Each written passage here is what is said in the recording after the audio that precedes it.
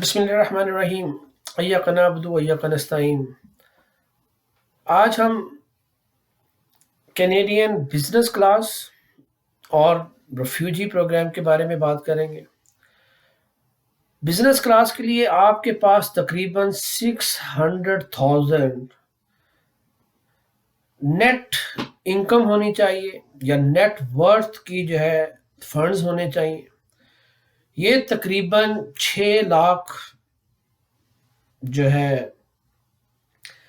Canadian dollars بنتے ہیں، اور اس کو اگر آپ ملٹی پلائی کریں تو تقریباً یہ کروڑوں کی گیم ہے۔ اگر آپ کے پاس کروڑ یا اس کو ملٹی پلائی آپ کر کے دیکھ لیں تو میں ریکمینڈ نہیں کرتا آپ بزنس کلاس میں آئیں۔ بعض لوگ سمجھتے ہیں کہ ہم صرف ڈاکومنٹس لگا کر بزنس کلاس کے لیے اپلائی کر دیں گے اور وہاں پر آ کر یہ کر دیں گے۔ دیکھیں، جب آپ بزنس کلاس کے لیے آتے ہیں تو آپ کو P R permanent residence after یہاں پہ انویسٹمنٹ کے بعد ملے گا۔ 3 سال کے بعد ہر سال آپ کو ٹیکسیشن کے لیے کہا جائے گا کہ آپ اپنے کتنے ٹیکس جمع کیے، کتنے آپ نے امپلائیز رکھے، کتنے لوگوں کو آپ نے تنخواہیں دیں۔ یہ ساری چیزیں آپ کو آن گراؤنڈ پروف کرنا پڑے گا۔ تو بزنس کلاس میں اگر آپ میرے ذہن کے مطابق آتے ہیں تو اور بھی بہت سی آپ کو ہارڈ شپس کا سامنا کرنا پڑے گا، اور ایٹ دی اینڈ ہو سکتا ہے کہ آپ اس معاملے میں کامیاب نہ ہو سکے۔ دوسرا طریقہ ریفیوجی پروگرام۔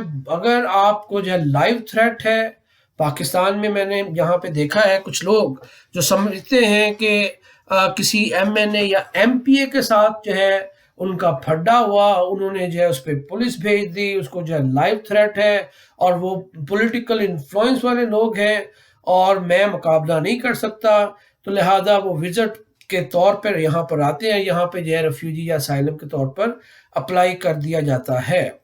یہاں پہ اس میں جو وکیل ہے وہ 5,000 to 6,000 ٹھیک ہے انیشلی طور پہ آپ سے لیتے ہیں، اور آپ کا کیس کسی کا 10 سال 8 سال چلتا رہتا ہے۔ بے شمار لوگ یہاں پہ میں نے دیکھے ہیں جن کا کیس 10 سال لگا رہا۔ ایک آدمی کو میں جانتا ہوں، اس کا کیس 16 سال کے بعد اپروو، اور 16 سال کے بعد وہ اپنی فیملی کو بلا سکا۔ اور بے شمار لوگ اس طریقے سے اللیگل طریقے سے جانا چاہتے ہیں، اسائلم لینا چاہتے ہیں۔ مجھے یاد ہے جب میں پاکستان میں تھا تو کچھ لوگ یورپ جانے کے لیے جو روٹ اختیار کرتے تھے وہ ایران سے ترکی، ترکی سے یونان، اور یونان سے پھر یورپین کنٹریز کی طرف جاتے تھے۔ اور اس زمانے میں ترکی سے یونان کا بارڈر کراس کرتے ہوئے گولیاں چلیں جن میں 8 پاکستانی شہید ہو گئے۔ تو بے شمار لوگ خوشی کی تلاش میں موت کے بہت قریب آ جاتے ہیں۔ تو لہٰذا ان چیزوں کا بھی دھیان رکھیں کہ آپ کیا اتنی سفرنگ برداشت کر سکتے ہیں اپنی فیملی کے بغیر، اپنے بیوی بچوں کے بغیر۔ 8-10 سال کا عرصہ آپ کا کیس لگا رہے، آپ یہاں پہ کام کرتے رہیں، اور اگر اس دوران اگر آپ واپس جاتے ہیں تو واپس تو اس کا مطلب آپ کا جو کلیم تھا کہ آپ کا اپنے ملک میں تھریٹ ہے وہ نل اینڈ وائڈ ہو جاتا ہے۔ تو 8-10 سال یا اس سے بھی زیادہ بے شمار لوگ سٹک ہو جاتے ہیں، اور زندگی ہاتھ سے نکلتی چلی جاتی ہے۔ ایک میں دوست کو جانتا ہوں، جب وہ کینیڈا میں آیا تو اس کا 2 سال کا بیٹا تھا۔ اب اس کا بیٹا ایف ایس سی کرنے کے بعد فوج میں جا چکا ہے، اور اب اس کا جو رینک ہے کیپٹن ہے، لیکن وہ بندہ ابھی تک اپنے کاغذوں کے ہاتھوں یہیں پہ سٹک ہے۔ بعض اگر ریڈ فلیگز آ جاتے ہیں آپ کے کاغذوں پہ، یا کچھ آپ سیٹسفائی نہیں کر پاتے، ڈاکومنٹیشن مکمل نہیں ہے، تو پھر بھی 15 سے 20 سال، اور بعض کیسز میں لوگوں کو یہاں سے ڈپورٹ بھی کیا گیا۔ ایک نائجیریا کا آدمی تھا، ٹھیک ہے، یہاں پہ تقریباً 10 سے 12 سال کا عرصہ رہا۔ اس کا کیس عدالت میں وہ سیٹسفائی نہیں کر سکا کہ جو ہے اس نے کا جو اسائلم تھا یا ریفیوجی جو کلیم تھا اس کو پروو نہیں کر سکا، اس کو بارڈر سیکورٹی فورس نے جو ہے بٹھایا جہاز پہ اسی طرح، اور شاید وطن واپسی یا وہاں کی جو مشکلات کا سامنا تھا، تو اس بندے کو ہارٹ اٹیک ہو گیا اور وہ جو ہے جہاز میں ہی دم توڑ گیا۔ تو بھائی یہ کینیڈا یا امریکہ یا یورپین کنٹریز یہ جنت نہیں ہے، تو لہٰذا اپنے آپ کو جو ہے ہلاکت میں ڈال کر کوئی بھی انلیگل راستہ استعمال نہ کریں، آئیں سیف اینڈ ساؤنڈ آئیں کہ جب بھی آپ واپس جانا چاہیں آرام سے جا سکیں۔ میں ڈے ون سے ہی اپنی فیملی کو ساتھ لے کر آیا، ٹھیک ہے، اور 3 سال کے بعد جو ہے میں دوبارہ وطن عزیز پاکستان میں جو ہے گیا آرام سے۔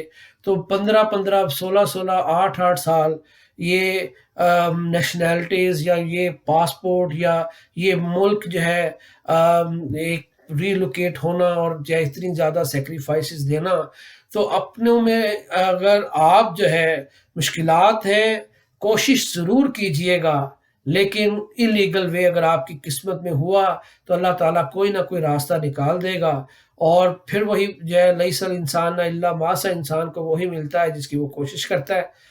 کوشش کریں، لیکن کوشش جو ہے صحیح طریقے سے کریں، اپنی جو ہے صحیح آپ کی گائیڈ لائن ٹھیک ہونی چاہیے، آپ کا جو ہے پیپر ورک پورا ہونا چاہیے، اور اگر ایک چیز جو ہے ورک نہیں کرتی، ٹرائی سم تھنگ ایلس، ٹھیک ہے۔